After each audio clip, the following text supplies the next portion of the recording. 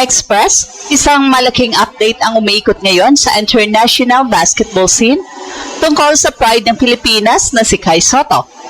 Sa kabila ng matinding injury na muntik nang nagpatigil sa kanyang career momentum, lumalabas ngayon na mas lalo pang tumataas ang kanyang NBA value matapos ang kanyang recovery at pagbabalik sa laro sa Japan B-League.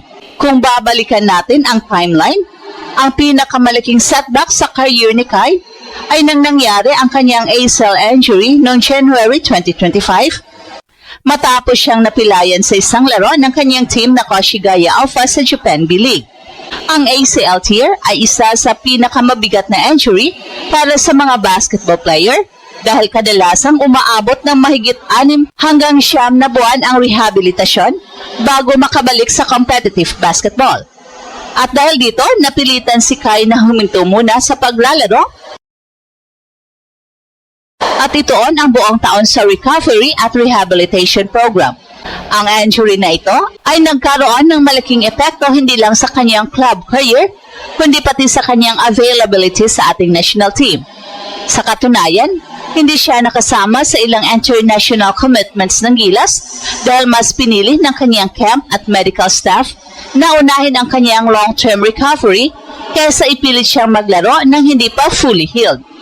Pero matapos ang halos isang taon na pag-aantay, dumating ang inaabangan ng maraming Pinoy fans, ang comeback ni Kai sa Japan B-League. Ayon sa mga ulat nitong early 2026, matagumpay na nakabalik sa court ang 7-3 center matapos ang kanyang rehabilitation. At ang mas nakakagulat pa, hindi lang simpleng pagbabalik ang ginawa ni Kai.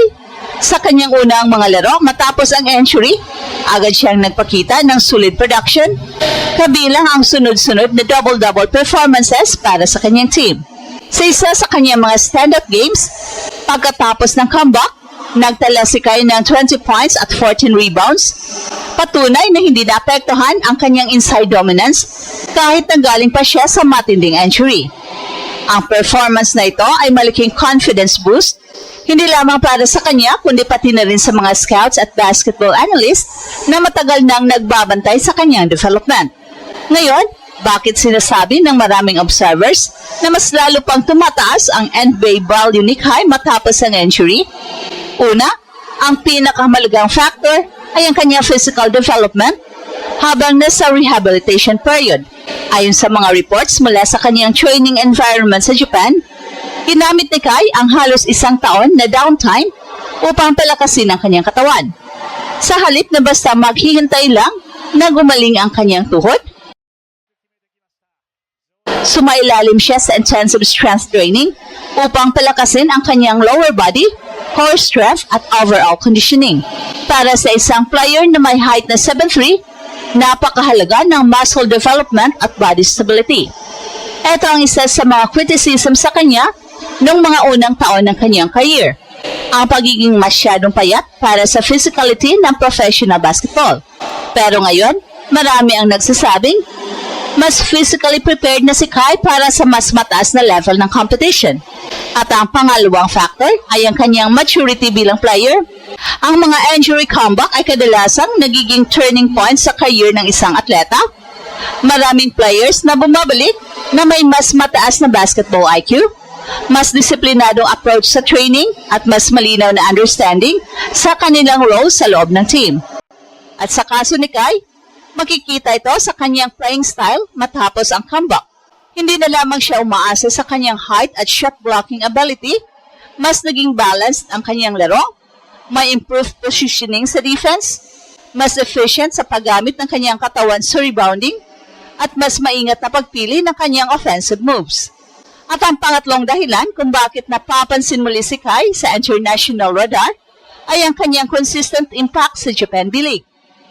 Sa Japan, kilala ang liga sa pagiging fast-paced at technically disciplined.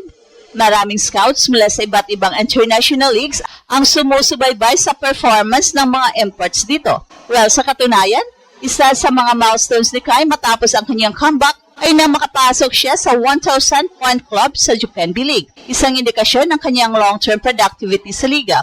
Hindi rin dapat kalimutan na si Kai ay isa sa mga pinakamalaking player sa Asia pagdating sa physical profile. Sa official listing, Siya ay may height na 7'3" at weight na humigit kumulang 232 pounds, isang kombinasyon na bihirang makita sa modern Asian basketball. Sa modern NBA, ang mga teams na patuloy na naghahanap ng mga versatile big man, mga center na kayang mag-protect ng rim, mag-rebound at makipagsabayan sa pick-and-roll defense. At ang profile ni Kai ay patuloy na umaangkop sa ganitong prototype, lalo na kung patuloy niyang mapapabuti ang kanyang mobility at strength. Bukod pa rito, ang kanyang international experience ay isa pang malaking factor sa kanyang NBA value.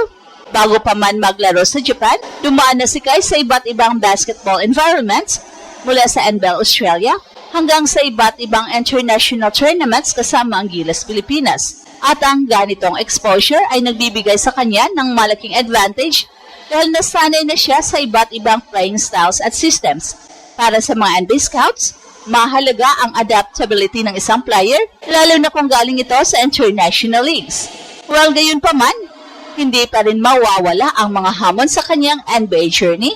At ang pinakamalaking tanong na patuloy na binabantayan ng mga scouts ay kung paano mag-translate ang kanyang game sa pinakamataas na level ng basketball. Ang speed ng NBA, ang physicality ng mga big men, at ang complexity ng defensive scheme ay ibang level kumpara sa karamihan ng mga international leagues. Pero kung may isang bagay na napatunayan ni Kai sa kanyang comeback, ito ay ang kanyang resilience. Hindi lahat ng players ay nakakabalik sa kanilang dating forma matapos ang ACL injury. Marami ang nahihirapan at ang iba ay hindi na muling nakakarating sa kanilang peak performance. At sa kaso ni Kai, tila kabaligtaran ang nangyari. Sa halip na maging hadlang ang injury sa kanyang career, tila naging motivation pa ito upang mas pagbutihin ang kanyang laro at mas palakasin ang kanyang katawan. Para sa maraming Pinoy basketball fans, ang kanyang comeback ay hindi lamang simpleng personal achievement. Ito ay simbolo ng patuloy na pangarap ng Pilipinas na magkaroon ng isang homegrown player na makakapasok at magtatagal sa NBA. Sa ngayon, ang susunod na mga buwan ay magiging napakahalaga para sa career trajectory ni Kai at ang kanyang performance sa Japan B-League, pati na rin ang kanyang availability sa international competitions kasama ang Gilas ay maaring maging susi upang mapansin muli ng mga NBA teams. At kung magpapatuloy ang kanyang development, lalo na sa aspeto ng strength, mobility at consistency, posibleng muling magbukas ang pinto para sa kanyang NBA dream. Kaya ka-express ang tanong ngayon, matapos ang matinding injury at isang taon na pag-aantay, eto na nga ba ang simula ng bagong yugto ng career ni Kai? At posible bang ang kanyang comeback ang mismong magpapataas ng kanyang tsansa na tuluyang makapasok sa NBA? At eto ang Express Info kung saan bawat kwento ginulat ng mundo. Don't forget to like and subscribe.